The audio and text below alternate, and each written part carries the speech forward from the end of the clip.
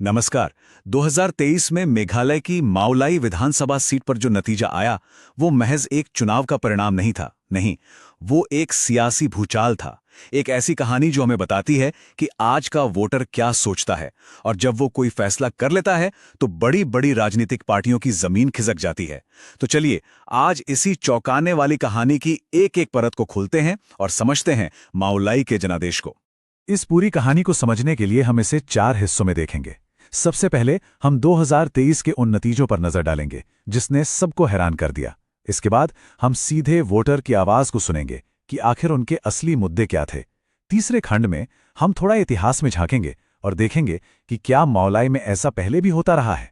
और आखिर में हम इन सारी कड़ियों को जोड़कर ये समझेंगे कि इस जनादेश का असली संदेश, इसका असली मैंडेट क्या है। तो चलिए कहानी शुरू करते हैं 2023 के उन नतीजों से जिन्होंने वहां का पूरा राजनीतिक नक्शा ही बदल कर रख दिया। ये सिर्फ कुछ आंकड़े नहीं हैं, ये एक बहुत बड़ी राजनीतिक पटकथा का क्लाइमैक्स है। आखिर ऐसा क्या हुआ माओलाई में कि दशकों से जमी हुई पार्टियों के सारे समीकरण, सारी रणनीतियां धरी की धरी रह गईं? चलिए इन नंबरों के पीछे की असल कहानी को देखते हैं। देखिए, ये एक लाइन इस पूरी कहानी का सार है, इसका निचोड़ है। यहां का मतदाता किसी पार्टी के झंडे या विचारधारा से नहीं, बल्कि अपनी रोजमर्रा की जिंदगी के मुद्दों से बंधा हुआ है। वोट उस बात पर पड़ता है जो सीधे तौर पर उनके घर, उनकी सड़क, उनके पानी और उनके बच्चों के भविष्य पर असर डालता है। और 2023 के चुनाव में मावलाई ने इसी सच्चाई को बहुत जोरदार तरीके से साबित कर दिखाया। अब जरा इन आंकड़ों पर गौर कीजिए। एक नई party, voice of the people party यानी वीपीपी, मैदान में उतरती है और लगभग 60% वोट, मतलब 59.5% वोट लेकर एक तरफा जीत हासिल कर लेती है। और वहीं दूसरी तरफ देश की सबसे पुरानी पार्टियों में से एक इंडियन नेशनल कांग्रेस महज 3.7% पर सिमट कर रह जाती है। ये कोई छोटा मोटा फेरबदल नहीं है, ये एक राजनीतिक सुनामी थी जिसने सबको बहा दिया। इस बदलाव की गहराई को समझिए। सिर्फ 5 साल का फासला, सिर्फ एक चुनावी साइकिल।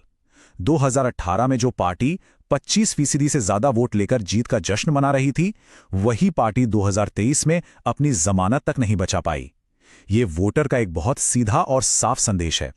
माओलाई में आपको जनता की कसौटी पर खरा उतरना ही होगा, यहां किसी को भी हल्के में नहीं लिया जा सकता।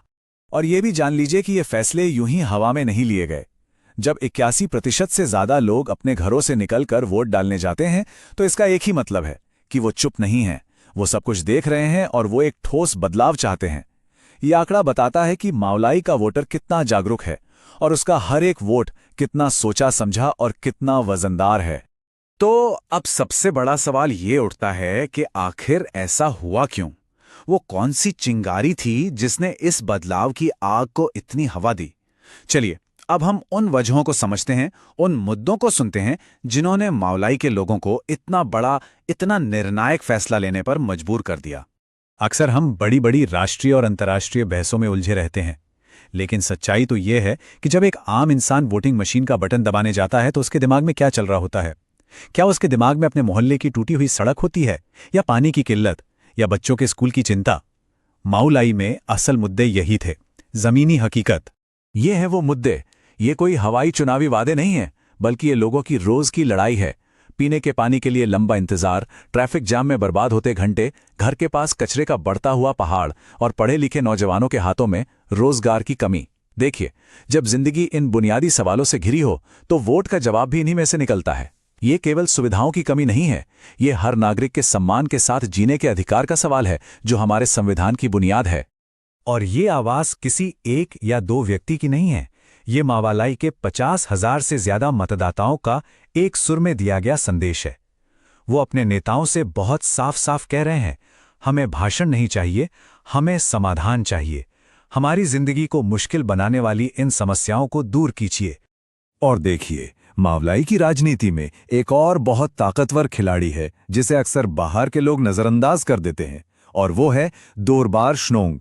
ये सिर्फ पारंपरिक परिषदें नहीं है, ये उस समुदाय की धड़कन है। ये वो जगह है जहां लोग एक साथ बैठते हैं, बात करते हैं और फैसले लेते हैं।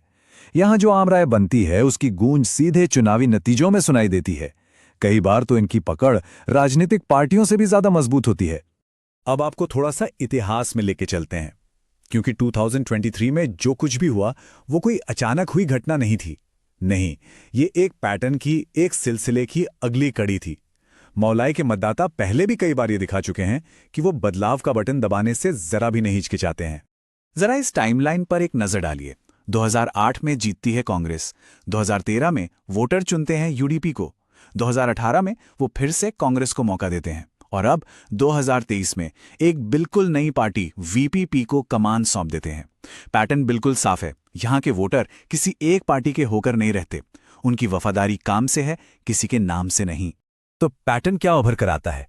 वफादारी पार्टी से नहीं, बल्कि अपने मुद्दों से है, अपने हक से है। यहाँ के लोग वोट देने में कभी पीछे नहीं रहते, उनका टर्नआउट हमेशा 80% के आसपास रहता है। और अगर काम नहीं हुआ तो वो सरकार बदलने में भी कभी पीछे नहीं रहते।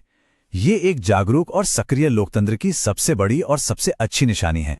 तो इन सब बातों को अगर हम एक साथ मिलाकर देखें तो मावलाई का असली जनादेश क्या है?